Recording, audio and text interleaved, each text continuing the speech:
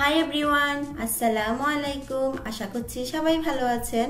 Nusaiba cooking স্টুডিওতে আপনাদের সবাইকে ওয়েলকাম জানাচ্ছি।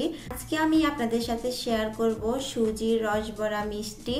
আশা করি আমার আজকে সুজির রসবড়া মিষ্টির রেসিপিটি আপনাদের কাছে ভালো লাগবে।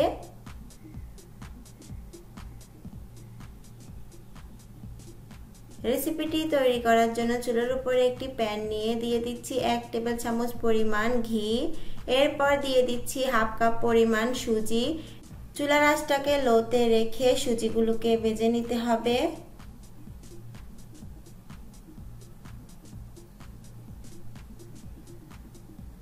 কিছুক্ষণ হাতে সময় নিয়ে এরপর সুজিগুলোকে ভালোভাবে ভেজে নিয়েছি। এই পর্যায়ে সুজিগুলো ভাজা হয়ে গেলে দিয়ে দিচ্ছি 1 কাপ পরিমাণ লিকুইড দুধ। এরপর অনবরত নেড়ে ছেড়ে সুজিটাকে রান্না করে নিতে হবে। নাড়া বন্ধ করা যাবে না, এতে করে নিচে লেগে যাবে। ভালোভাবে নেড়ে ছেড়ে সুজিটাকে পর্যায়ে একটা ডোর মতো করে নিয়েছি। এরপর চুলা থেকে উঠিয়ে নিচ্ছি।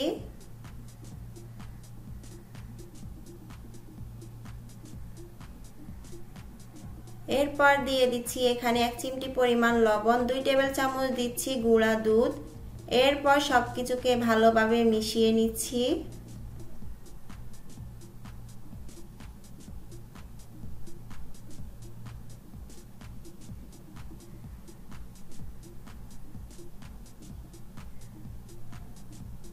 এই পর্যায়ে সবকিছুকে ভালোভাবে মিশিয়ে নিয়েছি। এরপর হাতের তালুর মধ্যে সামান্য ঘি মেখে নিয়ে এরপর ডো নিয়ে এরপর মিষ্টি তৈরি করে নিতে হবে। হাতের মধ্যে ঘুরিয়ে ঘুরিয়ে এরপর চ্যাপটা করে নিয়ে বড়া শেপ করে নিচ্ছি। এভাবে করে সবগুলো মিষ্টিকে তৈরি করে নিচ্ছি। এই পর্যায়ে শিরা তৈরি করে নিচ্ছি। এখানে দিচ্ছি 1 কাপ পরিমাণ পানি, 1 কাপ পরিমাণ দিয়ে দিচ্ছি চিনি। এরপর নেড়ে ছেড়ে চিনিটাকে গলিয়ে নিচ্ছি। এখানে দিয়ে দিচ্ছি 2 এলাচ ফ্লেভারের জন্য। এরপর নেড়ে ছেড়ে শিরার মধ্যে বলক উঠিয়ে নিচ্ছি। 5 মিনিট সময় নিয়ে শিরাটাকে জাল করে নিয়েছি। এ পর্যায়ে শিরাটা হয়ে গেছে। মিষ্টি ভাজার জন্য চুলার উপরে তেল বসিয়ে মিষ্টিগুলোকে দিয়ে দিচ্ছি।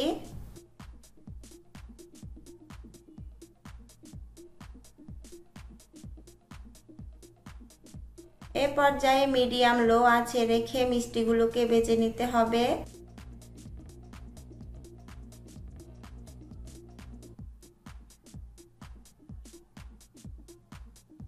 এই পর্যায়ে মিষ্টিগুলো ভালোভাবে ভেজে নিয়েছি গাঢ় ব্রাউন কালার করে।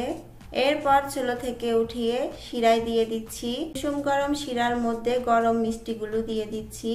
এরপর নেড়ে ছেড়ে দিয়ে দিচ্ছি 1.5 ঘন্টার জন্য।